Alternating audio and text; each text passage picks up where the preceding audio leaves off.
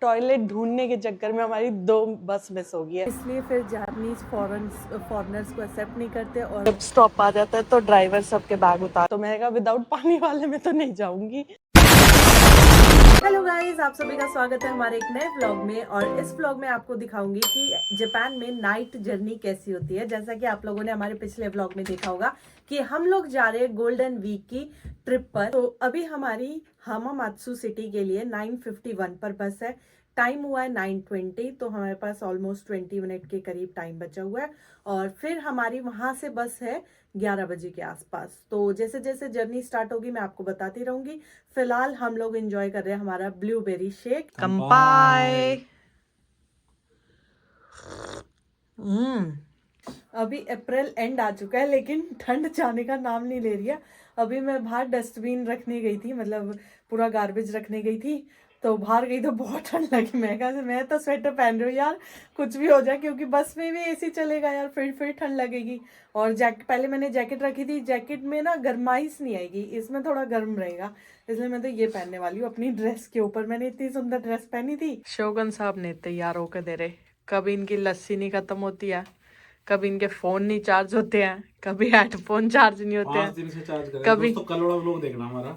इसने बोला था हाँ ठीक है बेबी ये चार्ज कर दूंगी, वो चार्ज कर दूंगी, ठीक है ये चार्ज करना है। मैं फिर कसम भी से कुछ 5 चार्ज नहीं घंटे किया, से- फिर भी कुछ चार्ज नहीं किया दोस्तों। आखिरी मोमेंट तक चार्जर पैक हो रहे हैं, बताओ ये बनेंगे ट्रैवलर। बैग पैक नहीं किया है। हम निकले हैं अभी 9:40 पर। देख लो हर जगह लाइटें बंद है, कोई भी नहीं है, बस हवा चल रही है ठंडी। एकदम से रैंडम प्लान बना रात का ट्रैवल का, अदरवाइज तो हमें सुबह उठ के जाना पड़ता।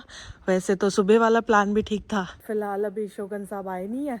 मैं कहा मैं आराम आराम से चलती हूँ, मैं चलती हूँ, आप आते रहना। फिर आके एकदम से भगदड़ मचाते हैं। मुझे ये होता है हर जगह टाइम पे पहुँचो, 5 मिनट पहले। शोगन साहब को ये होता है कि नहीं 5 मिनट उधर खड़े रहो, इससे बढ़िया टाइम टू टाइम चलो बिल्कुल।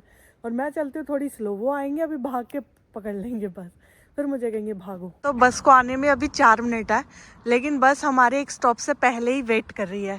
रात का समय ना थोड़ा एडवांस चलती रहती है बस, क्योंकि कोई मिलता तो है नहीं, मुश्किल से 1 या 2 सवारी होती है। फिर भी देखो जापान गवर्नमेंट ने ये लास्ट बस चला रखी है। ठंड हो रही है ना पूरी। मैं क्या कह रही थी, तभी तो मैंने स्वेटर पहनी।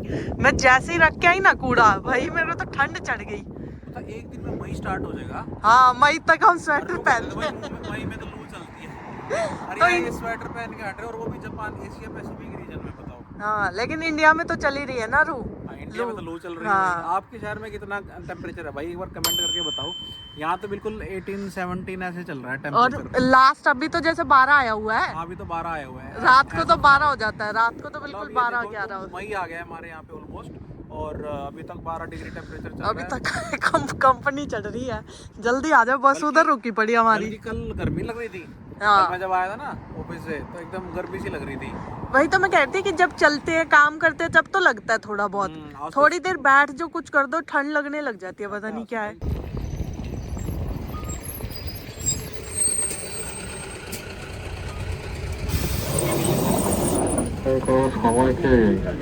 टिकट ले क्या?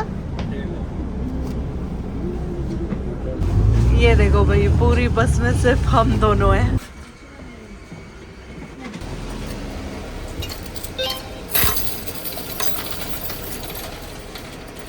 सो हामामात्सु स्टेशन हम लोग पहुंच चुके हैं। बट हैरानी की बात ये है कि अब हमें 2 घंटे टाइम पास करना है। 2 घंटे है ना, 2 घंटे।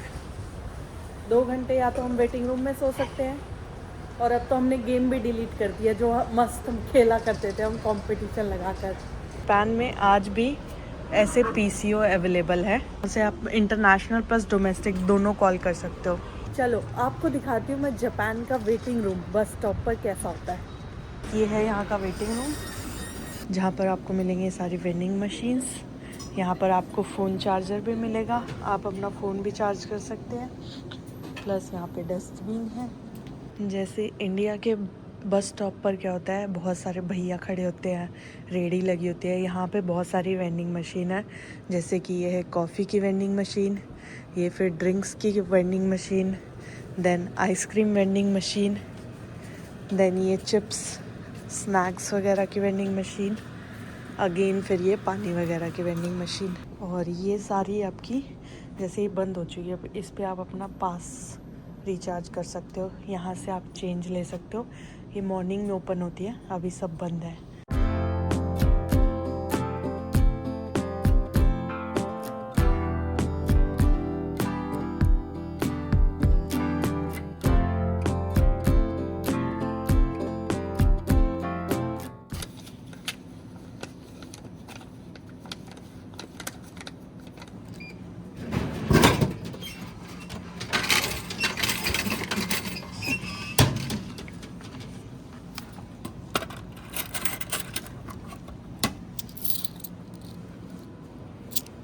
इतनी तेज नींद आ रही है ना हमें, इतनी तेज नींद कि ऐसा मन कर रहा है दोबारा घर जाके सो जाए।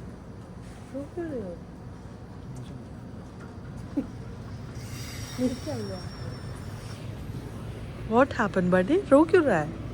कोई नहीं, बस आ जाएगी, कोई बात नहीं। अच्छा, मुझे लगा मेक माई ट्रिप ने पैन कार्ड मांग लिया इसलिए रो रहा है।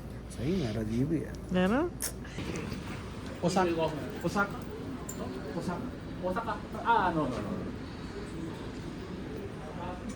ज्यादा नहीं स्वाद लिया कर बड़ी। तुझे पता है जब वो बस टोक्यो जाएगी फिर क्यों स्वाद लेने हैं। एक्चुअली क्या होता है ना, जब भी बस आती है यहाँ पर और उनमें जो भी पैसेंजर की कमी होती है, तो जो वो ड्राइवर होता है वो आता है यहाँ पे, नाम अनाउंस करता है वेटिंग रूम में, और जिसका भी नाम होता है या जो भी होता है वो जा सकता है। फ़िलहाल वेटिंग रूम अब बंद होने वाला है, तो हम भी बाहर जा रहे हैं। एक्चुअली ये 11:30 बंद हो जाता है, 5 मिनट ही बचे हैं बस। देखो पूरा खाली हो चुका है वेटिंग रूम। 11:30 का माहौल देख लो भाई, बहुत ही पीसफुल, और अभी भी हलचल लगी हुई है क्योंकि बैक टू बैक जितनी भी हाईवे बसेस हैं ना, सब आ रही हैं और जा रही हैं। जितने भी लोग यहाँ पे दिखेंगे आपको, सब टोक्यो, ओसाका, नारा, क्योतो वाली साइड जाने वाले दिखेंगे या फिर एयरपोर्ट वाले, है ना? सही बात है। हम तो हाँ, हम ओसाका से भी आगे जाएंगे, फ़िलहाल हम ओसाका जा रहे हैं। जापान में अभी फॉरेनर्स को लेकर काफ़ी प्रोटेस्ट हो रहा है, और इसका रीज़न एक ये भी है, ये बंदा देखो यहाँ बैठा है और म्यूज़िक बजा रहा है, वो भी स्पीकर पर।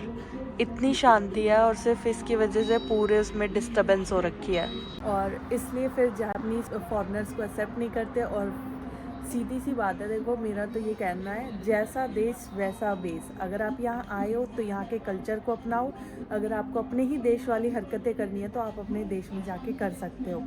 तो ये हमारी बस आ चुकी है। जब हमें एंट्री करनी होगी तो हमें ये QR कोड दिखाना पड़ेगा, और यहाँ पर लगेज के लिए ऑलरेडी गिवन होता है नीचे बस के स्पेस, यहाँ जैसे अपने इंडिया में भी होता है ये वाला। तो お二人ですね。はい、この席が 4D と 5D のお席ですね。4B ところ。はい。あ、これ。入れて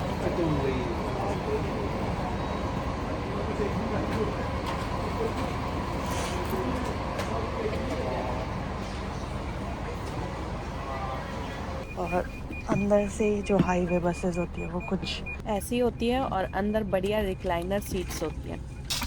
सो बस अभी रुकी है, जैसे अपने यहाँ हाईवे पे रुकती है ना ढाबों पे, वैसे यहाँ पे भी हाईवे पे बस रुकी है। और यहाँ की बसेस में सीट बेल्ट पहनना कंपलसरी होता है फॉर सेफ्टी, तो सीट बेल्ट पहने। पहले मैंने नहीं पहना था, लेकिन मेरे साइड वाला खुल था सीट बेल्ट तो मैंने पहन लिया। 2000 years later.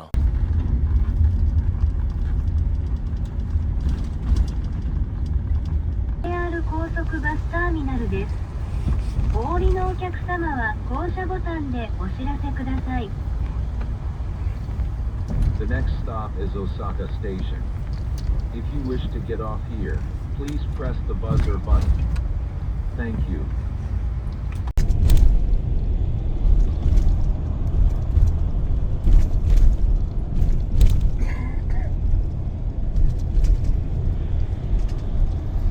इस बस की मुझे बेस्ट पार्ट यही लगती है कि यहाँ पे लेग स्पेस बहुत बढ़िया गिवन होता है। साथ में आपको यहाँ पे वाटर बॉटल के लिए कंटेनर गिवन है।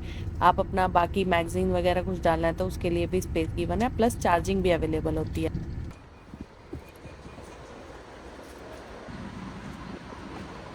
सो जब स्टॉप आ जाता है तो ड्राइवर सबके बैग उतार के ऐसे लाइन में लगा देते हैं और अपना अपना बैग लेकर सब चल देते हैं। हमारा बैग तो शायद लास्ट में आएगा एकदम।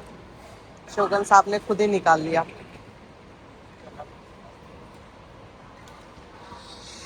तो अभी हम रुके थे टॉयलेट ब्रेक के लिए। एक्चुअली हम लोग आए हैं हामामात्सु से सीधा ओसाका। ओसाका को फूड कैपिटल ऑफ जापान भी बोला जाता है क्योंकि यहाँ पे बहुत डिफरेंट वैरायटी ऑफ खाने की आपको मिलेगी और यहाँ का चीज़ केक भी फेमस है जो मैंने सुना है। और अब ओसाका से हम जाएंगे तोकुशिमा, जिसमें हमें लगेगा 2 से ढाई घंटा। उसके लिए अभी हमें बस लेनी है। फ़िलहाल मैं वेट कर रही हूँ शोगन साहब का क्योंकि वो टॉयलेट गए हैं। जैसे ही टॉयलेट से आते हैं फिर हम जाएंगे 7-Eleven, वहाँ से उठाएंगे एक कॉफ़ी और फिर चलेंगे अपनी मंजिल की ओर। आपको पता है टॉयलेट ढूंढने के चक्कर में हमारी 2 बस मिस हो गई है। पहला टॉयलेट मिला उसमें पानी ही नहीं था, तो मैंने कहा विदाउट पानी वाले में तो नहीं जाऊंगी। फिर हमने पूरा स्टेशन घूमा, अंडरपास में आए, अंडरग्राउंड में फिर हमें एक टॉयलेट मिला, उसमें पानी था। तो उस चक्कर में हम 6:05 के आसपास उतर गए थे। 6:40 पे हमारी दूसरी बस थी, वो भी मिस हो गई। वो तो 6:10 की तो पकड़ ही नहीं सकते थे यार, वॉशरूम ब्रेक तो चाहिए था। नो डाउट हमारी बस में वॉशरूम था, बट एक मन में होता है ना यूज़ नहीं करना, तो यूज़ ही नहीं किया। वो शोगन साहब ने लिया है कॉफ़ी, मैंने लिया है ये जूस जो मेरा पानी और जूस दोनों का कंटेंट पूरा करेगी। एक्चुअली हमें तोकुशिमा के लिए बस ही नहीं मिल रही थी, तो हमने फिर इनसे हेल्प ली। इनसे पूछा कि तोकुशिमा के लिए बस कहाँ से जाएगी। फिर इन्होंने हमें बताया कि लेफ्ट राइट लेफ्ट करके पहुंच जाओ, वहाँ से तोकुशिमा के लिए बस जाएगी। मैंने जितने फॉरेनर्स को देखा है ना, सब अपनी वाइफ के साथ, गर्लफ्रेंड के साथ हाथ में हाथ मिला के चलते हैं। अपने इंडिया का पता नहीं अलग ही कल्चर है। हस्बैंड को कम से कम भी आधा किलोमीटर आगे चलने की आदत है। फिलहाल तो चलो वो बस भी देख रहे हैं, बट जनरली भी हमारे ट्रिप का ऐसा ही सीन होता है। दिखाती हूँ, कुछ ऐसा सीन होता है। मैं पीछे पीछे, वो आगे आगे।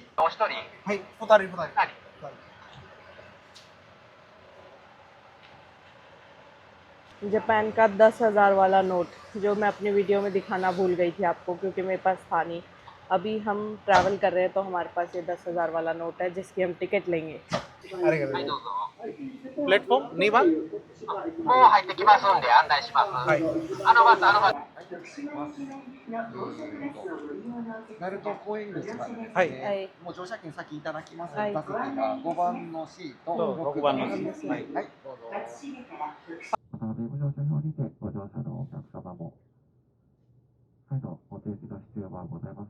यहाँ पर हम तोकुशिमा की बस में बैठ चुके हैं। जापान की हाईवे बसेस बहुत ही ज़्यादा कंफर्टेबल होती हैं।